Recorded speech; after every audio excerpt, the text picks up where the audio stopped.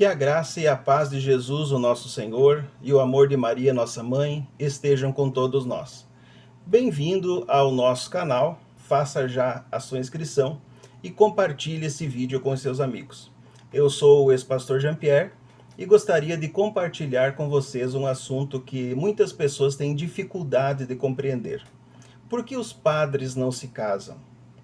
Muitos protestantes se utilizam do texto bíblico de 1 Timóteo, capítulo 3, versículo 2, que diz que convém ao bispo ser irrepreensível e marido de uma mulher. Eles usam esse texto para dizer que o casamento é obrigatório para os ministros da igreja. No entanto, como era de se esperar, os protestantes têm uma dificuldade muito grande de compreender a Bíblia. Ou como diria o nosso querido padre Paulo Ricardo, essa má interpretação protestante acontece porque a Bíblia é um livro que foi escrito por católicos e para católicos. Então, nós não podemos exigir dos pobrezinhos dos nossos irmãozinhos protestantes mais do que eles têm capacidade de ponderar.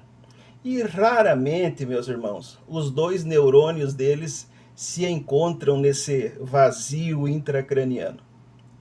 Mas vamos comparar esse texto com várias outras situações das Escrituras, sem nem mesmo ser necessário evocar os escritos dos pais ou dos doutores da igreja. Junto com o texto que eu mencionei, eles ainda dizem que se Pedro foi o primeiro papa, como então a Bíblia diz que Pedro era casado, conforme aparece no Evangelho de São Mateus, capítulo 8, versículo 14. E Jesus, entrando na casa de Pedro, viu a sogra deste jazendo em febre. Queridos irmãos, a Bíblia não diz que Pedro era casado. A Bíblia diz que a sogra de Pedro estava doente e que Jesus a curou.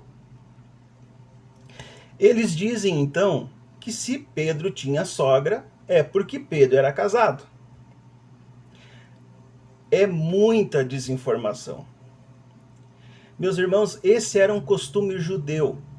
Mesmo depois da morte do esposo ou da esposa, o genro ou a nora continuavam a chamar a sogra, no caso a mãe do esposo ou da esposa, que havia falecido, eles continuavam chamando de sogra. Por exemplo, o marido de Rute, que era chamado Elimeleque, havia morrido. No entanto, a palavra de Deus diz, em Rute, no capítulo 2 e no versículo 23, Rute assim fez, indo lá apanhar espigas até o final da ceifa, tanto da cevada quanto do trigo. E ficou a viver com a sogra. Mas o marido de Rute havia morrido. Mas ela continuava sendo sua sogra. Por que será que os evangelhos e as epístolas nunca citaram a esposa de São Pedro? O mesmo apóstolo Paulo, que escreveu 1 Timóteo 3 e 2, também escreveu 1 Coríntios, capítulo 7, versículos 32 e 33, que diz assim: gostaria de vê-los livres de preocupação. O homem que não é casado ocupa-se das coisas do Senhor, em como agradar ao Senhor. Mas o homem casado preocupa-se com as coisas desse mundo, em como agradar a sua mulher. E depois o apóstolo Paulo então continua dizendo a mesma coisa em relação às mulheres que decidem viver uma vida religiosa, uma vida consagrada a Deus. Meus irmãos, o apóstolo Paulo era solteiro. E dizia muito claramente, como em 1 Coríntios, capítulo 7, versículo 7, gostaria que todos os homens fossem como eu. Mas cada um tem o seu próprio dom da parte de Deus, um de um modo e outro de outro. Ou seja, uns são chamados para uma vida celibatária no sacramento da ordem, e outros para uma vida familiar no sacramento do matrimônio. E agora, meu amigo protestante, diante de tudo que foi exposto, quem poderá te defender? Oh, e agora, quem poderá nos defender? Eu! Oh, e agora, quem poderá nos defender? Não, nem ele, mas somente Jesus Cristo e a sabedoria de 2000 anos de sua única e santa Igreja. O caminho correto em que devemos compreender não é o caminho da negação em que o padre e a freira não podem se casar, mas que ambos fizeram a opção de não se casar para oferecer a sua vida a Cristo e à Igreja. Nesse caso, todos se casam, uns com homens e mulheres e outros com Cristo e a sua Igreja. O próprio Senhor Jesus não se casou para se dedicar exclusivamente a fazer a vontade do Pai. E qual é o melhor ou o maior exemplo para qualquer sacerdote ou para qualquer um de nós do que o próprio Senhor Jesus? Por exemplo, algo pessoal. Eu fui pastor por 20 anos. Eu escolhi ser pastor. Foi uma escolha pessoal. As minhas filhas não escolheram ser pastoras e nem escolheram ser filhas de pastor. No entanto, sofriam perseguições da sociedade, da escola, dos próprios membros da igreja. Por exemplo, só para detalhar, um dia eu tinha uma visita marcada, mas antes da visita eu fui informado que um irmão estava hospitalizado na UTI, passando muito mal, e a família praticamente implorou para que eu fosse orar por ele. Então eu tive que ir e, nesse caso, atrasei um pouco a outra visita que eu tinha previamente agendado.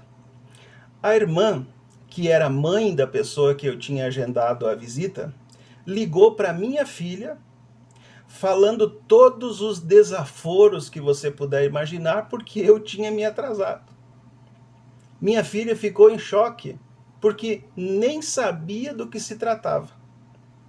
Eu vi tanto as minhas filhas sofrerem perseguições, desaforos, humilhações, vexames, afrontas, que aos poucos eu fui compreendendo a sabedoria da Igreja Católica enquanto eu ainda era pastor. Quantas vezes eu deixei as minhas filhas em casa precisando da minha presença para atender os filhos dos outros? Aqui talvez você diga, mas Jean-Pierre, então não havia reciprocidade? Nunca, jamais. Era como alimentar ofioídeos.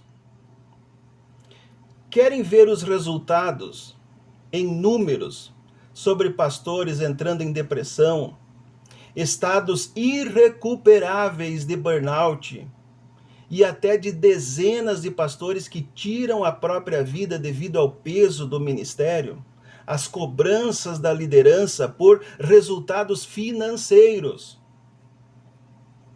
Depois eu vou deixar aqui na descrição do vídeo a fonte para quem quiser conferir. 70% dos pastores dizem que não têm amigos próximos. 75% dos pastores relatam estresse severo, angústia, preocupação, confusão, raiva, depressão, medo e alienação. 80% dos pastores disseram que não tem tempo para o cônjuge. 80% acreditam que o ministério pastoral afeta negativamente as suas famílias. 90% não se sentem preparados para o ministério. 90% trabalha mais do que 50 horas por semana. 94% se sentem pressionados para ter uma família perfeita. E 1.500 pastores abandonam o ministério todos os meses por crises de burnout. Esses são números de pesquisas feitas por protestantes e retiradas de um site protestante.